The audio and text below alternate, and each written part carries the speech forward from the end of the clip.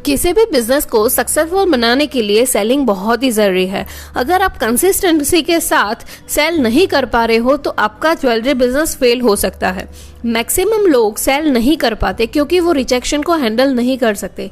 अगर 10 लोग आपसे ज्वेलरी के लिए इंक्वायरी करते हैं तो 1-2 लोग ही आपसे ज्वेलरी खरीदेंगे।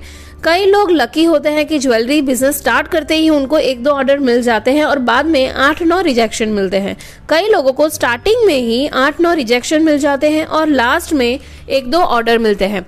Remember, rejection is part of our jewellery business, so rejection पर फोकस मत कीजिए। हाय, मेरा नाम है विश्वा मोदी, मैं ज्वेलरी बिजनेस कोच हूँ। मेरा मिशन है कि मैं 10 लाख लेडीज को ज्वेलरी मेकिंग बिजनेस सिखा के उनको इंडिपेंडेंट बनाना चाहती हूँ, जिससे वो अपनी फैमिली को अच्छी लाइफस्टाइल दे सके और सेल्फ रिस्पेक्ट से अच्छी जिंदगी जी सके। आज मैं आप सबके साथ 11 टिप्स शेयर करने वाली हूँ जिससे आप अच्छी तरीके से ज्वेलरी सेल कर सको और अपना नाम बना सको।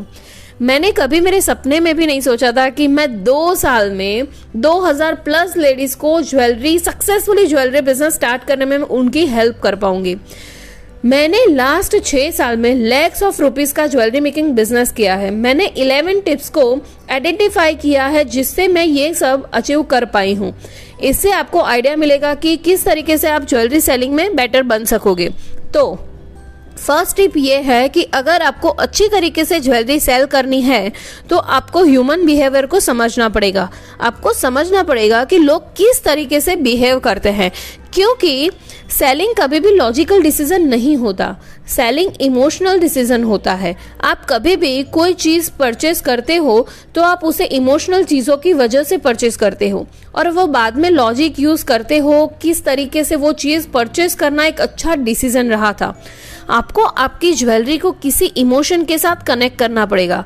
अगर आपने ये सक्सेसफुल तरीके से कर लिया, आपकी ज्वेलरी ऑटोमेटिकली सेल होगी। आप टीवी पे कोई भी ऐड देख लीजिए, हर सक्सेसफुल ऐड में प्रोडक्ट को इमोशन के साथ कनेक्ट किया जाता है। एक बार वो इमोशनली कनेक्ट हो गया तो सेलिंग होती रहती है। सेकेंड टिप ये है कि आप सही क्वेश्चन पूछिए। मैक्सिमम ज्वेलरी मेकर्स का फोकस सिर्फ ज्वेलरी सेल करना ही होता है। वो कभी भी उनके कस्टमर को सवाल नहीं पूछते। आपको उनसे सवाल पूछकर उनकी सही रिक्वायरमेंट पूछनी चाहिए और उनकी रिक्वायरमेंट के हिसाब से ज्वेलरी बना के फिर देनी चाहिए। आप उनको पूछ सकते हो कि उनको कौन सी साइज की ज्वेलरी चाहिए। आप उनको सजेस्ट कर सकते हो कि उन पर कौन सी ज्वेलरी डिजाइन अच्छी लगेगी। आप उनको ये भी पूछ सकते हो कि वो कौन सा मटेरियल यूज करवाना चाहते हैं।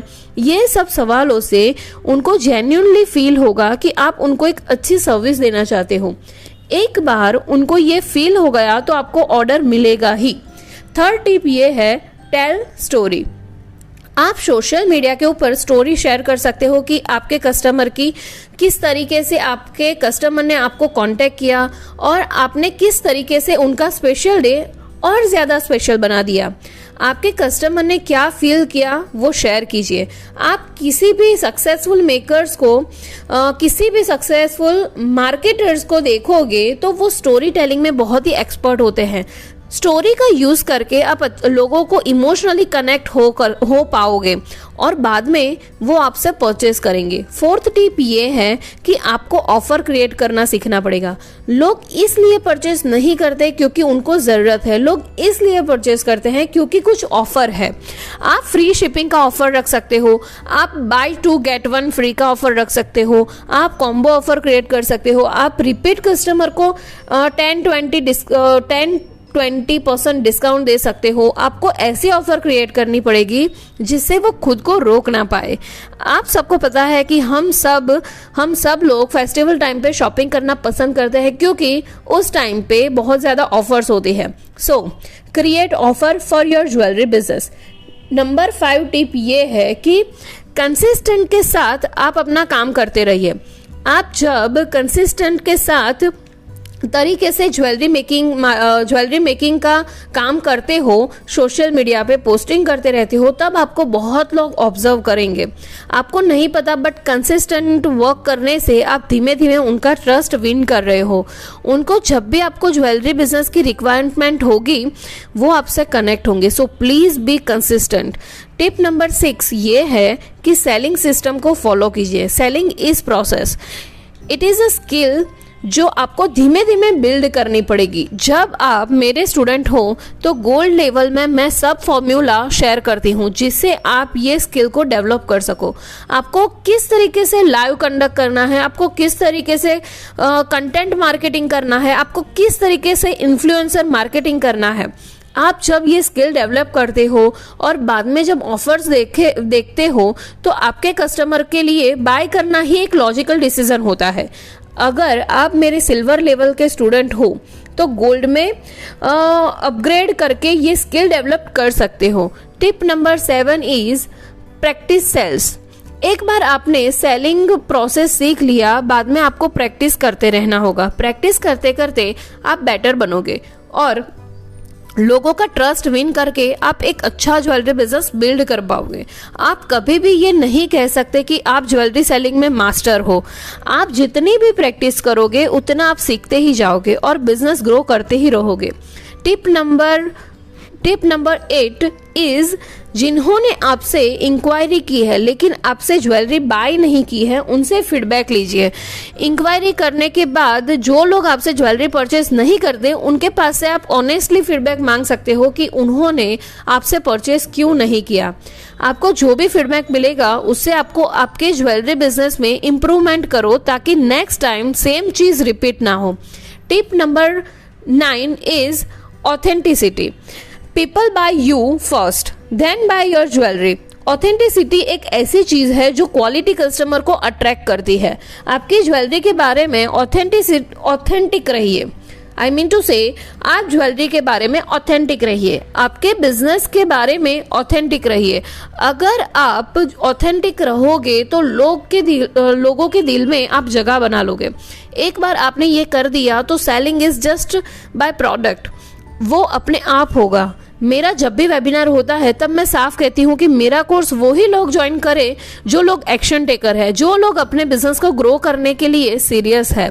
और मैं जो लोग नॉलेज की कीमत पे करने में मानते हैं मैं उनके साथ ही काम करती हूँ। मैं फ्री वाले लोगों के साथ बात भी नहीं करती क्योंकि उसका रीज़न है, इस वजह से मुझे अच्छी क्वालिटी के स्टूडेंट मिलते हैं और उनके साथ काम करने में मुझे मज़ा भी आता है क्योंकि वो लोग सीरियस होते हैं।